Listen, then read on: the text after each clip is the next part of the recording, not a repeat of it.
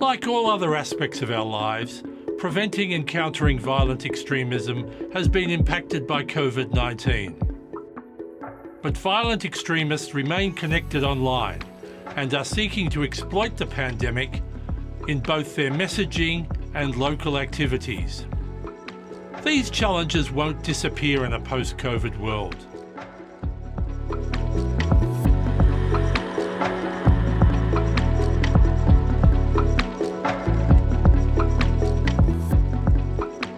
Now, COVID-19 has made greater and more challenging demands, as we know, on local leaders than ever. Not only do cities, towns and urban areas face the brunt of a public health crisis of historic proportions and the economic and social fallout of that crisis, but we've also seen a massive proliferation of conspiracy theories and dangerous disinformation, weaponized hate online, affecting and impacting offline communities.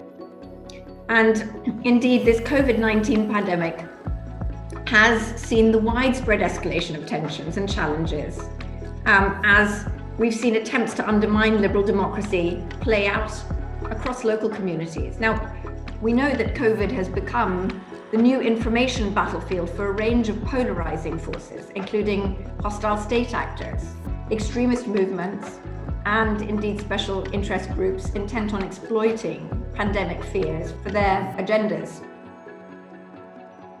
In less than a year, the COVID-19 crisis has fundamentally altered geopolitics, socioeconomic landscapes, conflicts around the world.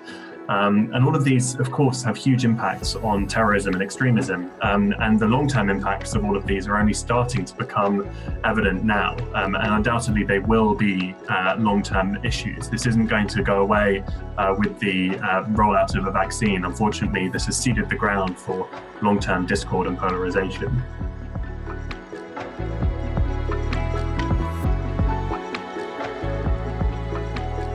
In many ways, COVID-19 crisis and violent extremism is intertwined into a perfect storm.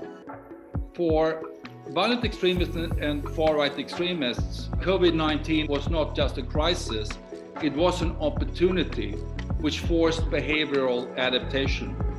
Lockdowns, social isolation, limitations of freedoms created new avenues for targeting those youths vulnerable to radicalization, constantly pushing out a tsunami of targeted propaganda and conspiracy theories that sought to mobilize, recruit, and polarize. If you look at a definition of extremism, you see the fundamental tension between an in-group and an out-group at the heart of this. And the out-groups that Magnus referred to, minority communities, for example, are increasingly being demonized and vilified by extremist ideologies that are blaming them for the virus, whether it's for the initial spread of the virus or whether it's for, sort of being part of some sort of conspiracy that is at its source. There are all kinds of ways that extremist ideologies are using this in-group, out-group dynamic that COVID has only served to exacerbate.